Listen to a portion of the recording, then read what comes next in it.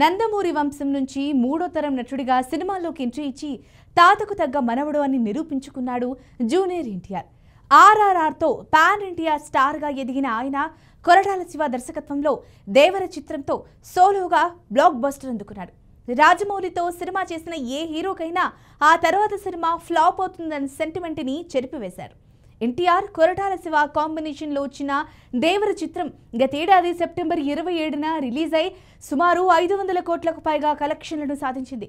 పెద్ద పెద్ద సినిమాలు 2-3 నెలలకే టీవీలో ప్రసారమవుతున్న కాలంలో ఏడాదైనా దేవర టీవీ ప్రీమియర్కి రాకపోవడం పట్ల ఎన్టీఆర్ ఫ్యాన్స్ ఇన్నాళ్ళు నిరాశగా ఉన్నారు. అయితే ఇప్పుడు వారి ఆశలు ఫలించాయి.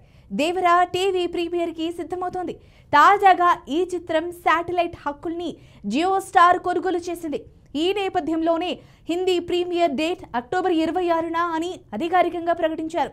ఈ చిత్రం తెలుగులో స్టార్ మా, హిందీలో స్టార్ గోల్డ్, తమిళంలో విజయ్ టీవీ, కన్నడలో స్టార్ సువర్ణ, మలయాళంలో ఏషియానెట్ ఛానళ్లలో ప్రసారం కానుంది.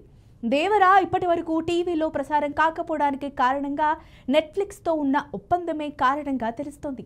ఈ మూవీని ఏడాది పాటు ఎక్స్క్లూజివ్గా స్ట్రీమింగ్ చేసేలా నెట్ఫ్లిక్స్ ఒప్పందం చేసుకుని అందుకోసం భారీ ధర చెల్లించిందట. ఆ నేపథ్యంలోనే ఏడాదైనా ఈ చిత్రం టీవీలో ప్రసారం కాలేదు. తాజాగా ఆ ఒప్పందం ముగింపునకు రావడం టెలివిజన్ స్ట్రీమింగ్కి సిద్ధమవుతోంది. మరోవైపు శాటిలైట్ హక్కులకు సరైన ధర రాకపోవడం వల్లనే మేకర్స్ ఆ హక్కుల్ని ఇన్నాళ్ళు అమ్మలేదని మరో వర్షన్ వినిపిస్తోంది.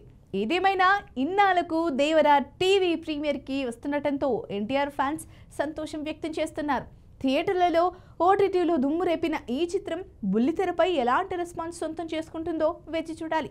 కొరటాల శివ దర్శకత్వం వహించిన ఈ సినిమా కథను దేవర పార్ట్ 2గా కొనసాగించనుంది. ప్రస్తుతం రెండో భాగం ప్రీ ప్రొడక్షన్ దశలో ఉంది. మరోవైపు ఎన్టీఆర్ ప్రశాంత్ నీల్ దర్శకత్వంలో డ్రాగన్ అనే చిత్రంలో నటిస్తున్నాడు.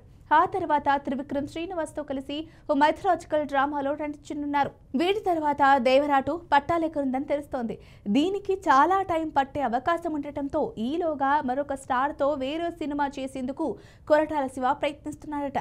ఇండస్ట్రీ వర్గాల సమాచారం ప్రకారం నందమూరి బాలకృష్ణకు ఆయన కథ వినిపించినట్లు తెలుస్తోంది. ఈ వీడియో కనుక మీకు నచ్చినట్లయితే లైక్ చేయండి, షేర్ చేయండి, సబ్స్క్రైబ్ చేసుకోండి. మరిన్ని వీడియోల కోసం మా ఛానల్ని ఫాలో అవ్వండి.